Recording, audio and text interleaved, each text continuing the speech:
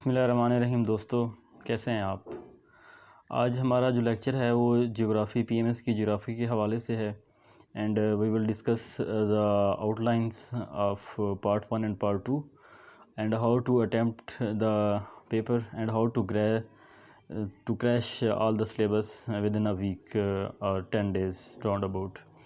तो टॉपिक की तरफ आते हैं। जो आपका ज्योग्राफ़ी का पेपर 1 है उसमें जो फर्स्ट है वो द यूनिवर्स आता है एंड द यूनिवर्स में जो है वो आपका the solar system and earth है। और the solar system and earth आप किसी भी बुक से पढ़ें वो कोई इशू नहीं है, आपको पहले से ही आता है। वो चाहे किसका कोई भी बैकग्राउंड है वो उसको ये तो कम से कम आता ही होता है, जस्ट आपने रिवाइज़ कर लेना है उसको। सेकंड जो है वो आपका ओरिजिन एंड शेप साइज़ आता है, रोटेशन या रेवोल्यूशन आता है। ये भी सब स्टूडेंट्स को आता होता है क्योंकि मैट्रिक एफएससी में हम कहीं ना कहीं ये पढ़ चुके होते हैं। जस्ट इसके कहीं ना किसी बुक से आपने रिवाइज़ करना है और नोट्स बनाने हैं जस्ट।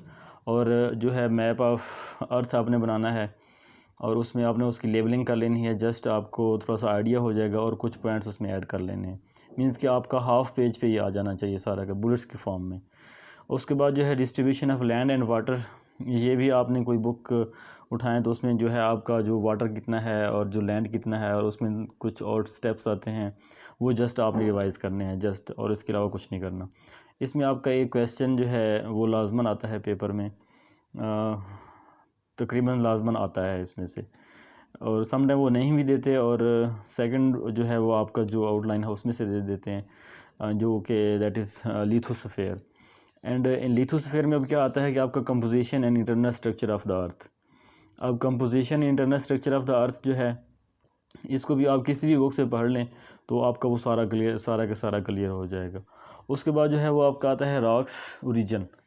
रॉक्स का ओरिजिन जो है ये आप थोड़ा सा किसी गूगल से या किसी बुक से आप पढ़ें और उसके नोट्स बनाएं और उनका जो है साथ में एक फिगर्स बनाते जाएं। सिमिलरली जो है फॉर्मेशन एंड टाइप्स है रॉक्स की, जिसमें इग्नियस है, सेडिमेंट्री, मेटामॉर्फिक जो है रॉक्स आता है, end plate, tectonics, mountain, building, ये चीज़ें सारी आ जाती हैं इसमें। अब इसमें क्या है कि आपका जो ज्योग्राफी का पार्ट 1 है उसमें आपके जो आउटलाइंस दी होती हैं उसमें मोस्टली ये होता है कि थ्योरेटिकल चीज़ें कम होती हैं और आपकी जो मैपिंग है, जो आपका जो एक डायग्राम्स जो बनानी है ये ज़्यादा है। वैसे तो ओवरऑल ज्योग्राफी में है लेकिन ये जो पार्ट्स हैं इसमें ज़्यादा होता है। तो आपका जो इसमें है लिथो द यूनिवर्स जो फर्स्ट टॉपिक आता है आउटलाइंस में, और लिथोस्फीयर जो है वो सेकंड है। और उसके बाद जो आपका थर्ड आता है elements of water and climate, and hydrosphere आता है। अब हाइड्रोस्फीयर तक जो है वो आप सारा पढ़ लें और उसके से एक शॉर्ट से नोट्स बना लें और जस्ट एक दफ़ा रीडिंग करते जाएं जस्ट। और रीडिंग करने के साथ साथ आप जस्ट एक हेडिंग दें और हेडिंग के साथ एक फ़िगर बना लें बस। उसके बाद थ्योरेटिकली चीज़ें आपने खुद ही लिखनी है। वो आपको पता है कि आपकी जो अर्थ की रोटेशन है वो किस तरह है, और ज़्यादा थ्योरी इसमें लिखनी भी नहीं होती। जस्ट आप लोगों ने जो है वो आउटलाइंस लिखनी है और उसके बाद डायग्राम बनानी है और उस हल्का सा उसको एक्सप्लेन कर देना है जस्ट, और इसमें कुछ नहीं करना ख़ास। और इसमें यह है कि आपके जो ऑप्शंस जो हैं मौजूद होते हैं, तो आपने सारे क्वेश्चंस को तो अटैम्प्ट नहीं करना होता, आपने 5 क्वेश्चंस अटैम्प्ट करने होते हैं। तो 5 क्वेश्चंस अटैम्प्ट करने के लिए अब ये है कि आप फर्स्ट 4 जो आपकी आउटलाइंस हैं बायोस्फीयर, हाइड्रोस्फीयर तक, इवन बायोस्फीयर तक आप कर लें, जो है origin and evolution of life on earth, ये कर लें और इसमें से आपके क्वेश्चंस जो हैं कंप्लीट हो जाएंगे। इसके बाद जो है कि नेक्स्ट आता है उसको आप नाम ही पढ़ें तो आपका जो है वो स्टडी ऑफ मैप्स है, स्केल्स हैं, उसको पढ़ने की कोई ज़रूरत नहीं है। आपके उसमें से 2 क्वेश्चन आएंगे या 1 क्वेश्चन मैक्सिमम आता है, तो आपके फर्स्ट 4 क्वेश्चन तो सही टिका के अच्छे से हो जाएंगे। ये आपका फर्स्ट पोर्शन जो है वो एंड हो जाएगा। फिर आ जाते हैं सेकंड पोर्शन के ऊपर। जो फर्स्ट पोर्शन है फिज़िकल ज्योग्राफी, उसको आप अगर बेहतर है तो आप डी ब्लिज की बुक जो है फ़िज़िकल ज्योग्राफी वहाँ से कर लें, और जो पेपर 2 है उसको आप कर लें, उसकी वो भी डी ब्लिज की बुक है, उसकी जो है ह्यूमन ज्योग्राफी। वो दोनों बुक मैं यहाँ डिस्क्रिप्शन में लिंक दे दूँगा, उसको आप डाउनलोड करें और जो यहाँ पर जो आपका सिलेबस है उसके अकॉर्डिंगली उसको पढ़ते जाएँ, तो आपका मोस्टली सिलेबस जो है वो वहाँ से कवर हो जाता है। पेपर 2 में अगर आ जाएँ तो वो आपका जो है ह्यूमन ज्योग्राफी है, और ह्यूमन ज्योग्राफी में से भी एक क्वेश्चन आता है, और उसका ये है कि आप ह्यूमन ज्योग्राफी को उस डी ब्लिज की बुक से पढ़ लें और उसमें से जो मेन पॉइंट्स हैं वो जस्ट आप लिख लें, उसके नोट्स बना लें, शार्ट से नोट्स। जस्ट एक दफ़ा रीडिंग करते जाएं, रीडिंग करने से ही आपका सारा का सारा सिलेबस जो है वो कंप्लीट हो जाएगा।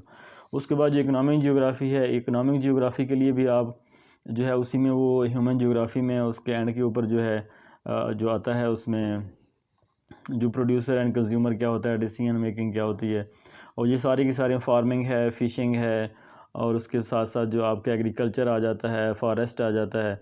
और इसके साथ साथ जो इसकी एक और मैं आपको बताऊँ, ओ लेवल की एक बुक है फ़िज़िकल जियोग्राफ़ी की, अगर आप वो ले लें और उसके साथ साथ आप डी ब्लिच की बुक को स्टडी कर लें, तो आपका ये सारे का सारा जियोग्राफ़ी का जो सिलेबस है ये एंड हो सकता है।